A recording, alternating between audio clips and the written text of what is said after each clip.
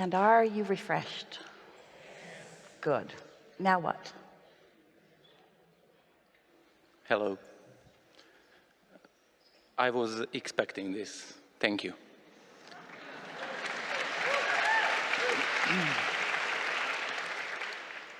First of all, I wanted to say, if you can say to Esther that she looks lovely today. And my question will be short. I want some clarity.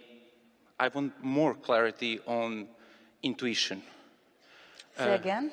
I want more clarity about intuition, because sometimes confuses me, because I don't know if, I think I know from where it comes from source, but when I feel it, I don't think that I'm a deliberate creator.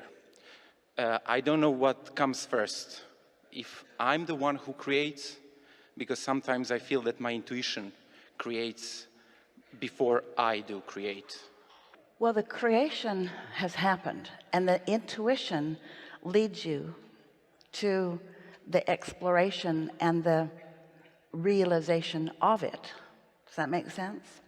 But your question is such a good one, because you could be under the influence because of your practiced vibration, and it's really the vibration in the moment. But the vibration in the moment is really likely to be about the vibration you've been practicing most. And so a belief is a thought you continue to think, and so the beliefs that you hold usually are at the basis of what you're broadcasting.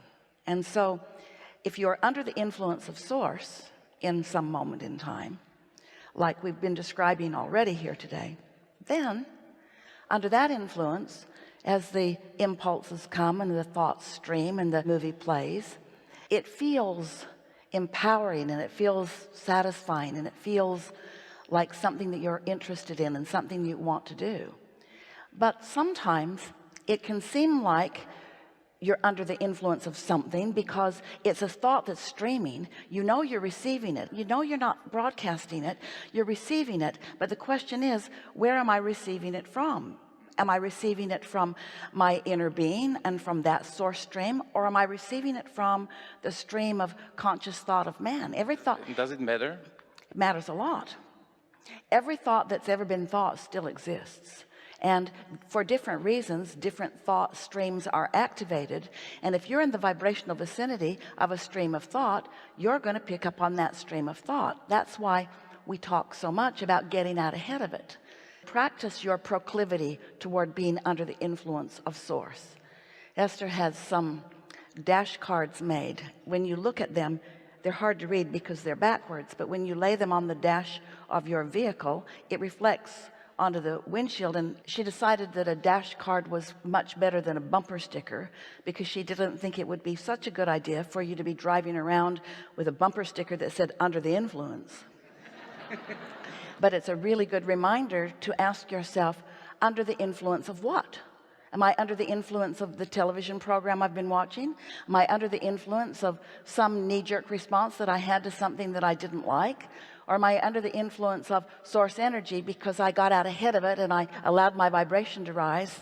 In other words, it really is a wonderful thing to get so that you know quickly and easily what influence you're under. And the answer is quick and easy. It's if it feels good, if it feels interesting or satisfying or pleasant, or like something that you want to do, if it feels like love or appreciation, if it feels like empowerment, if it feels like enlightenment, then you're under the influence of source. But if it feels like fixing a problem, if it feels like getting even, if it feels like making a point, if it feels like teaching someone something, then very often you're under the influence of something other than source.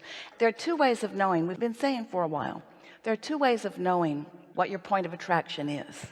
One is by the way you feel, which we just described, and the other is as it plays out.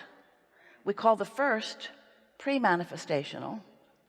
In other words, how do I feel? And if it feels good, then let the thoughts continue to flow in that direction. But if you feel uneasiness or trepidation, or if you feel like you're in the problem-solving mode, then let it go if you can. And in either case, it's going to play out, which is going to give you more information. It might give you an experience you don't want, which just causes you to clarify what you do want. It just gets better and better as it continues to evolve. Does that make sense to you? Yes.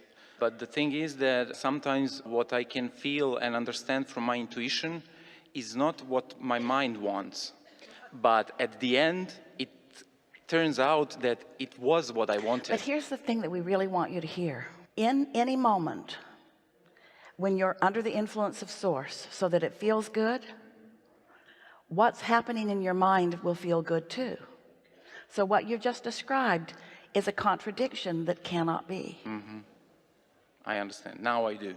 The thing to notice, and this is something that a deliberate creator like you really wants to have fun with, is that your attraction is now, now, now, now, now. And so you could be in the now, listening to someone talking, and the condition of that conversation could be influencing you to be under the influence of source.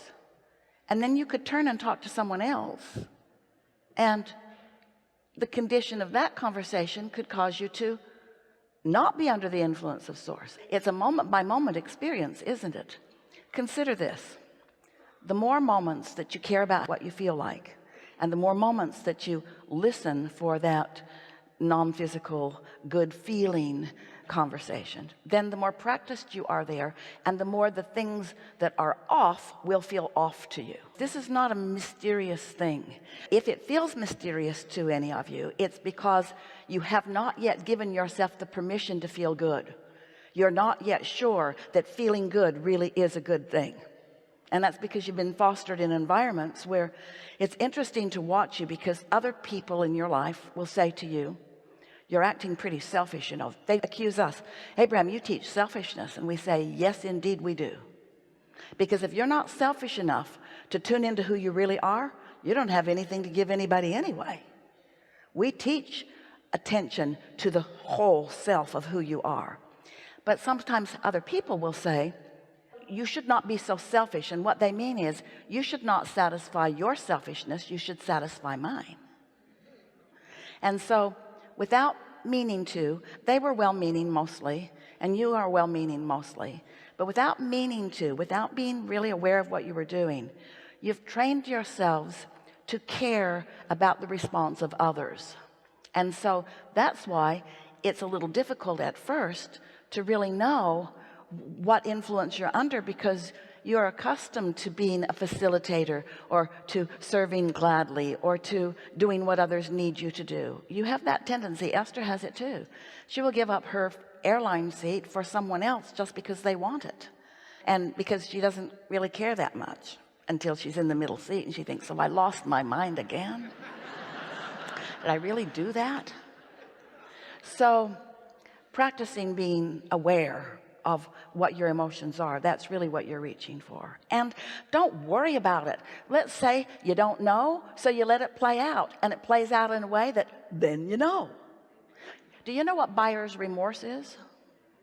You hear the phrase, but we want to tell you what it is from a vibrational standpoint.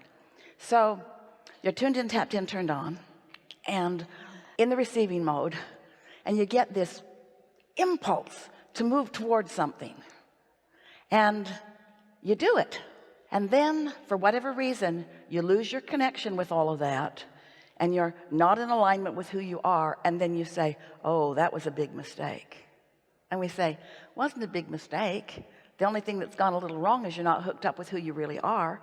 You're not in alignment with the desire that you were in alignment with when you made the purchase, or whatever it was. You see, don't be so quick to evaluate the big picture from the singular moment. Take a broader view on all of this and start to notice your trends and your patterns and how you usually feel. Don't be critical. Don't try to hold yourself to a moment-to-moment standard. Say things such as, I'm feeling better much more of the time, or I can really feel that I'm on a positive roll, rather than, oh, the other day I had that negative feeling. I'm so embarrassed and ashamed that I spoke in the way that I did. So what? So what?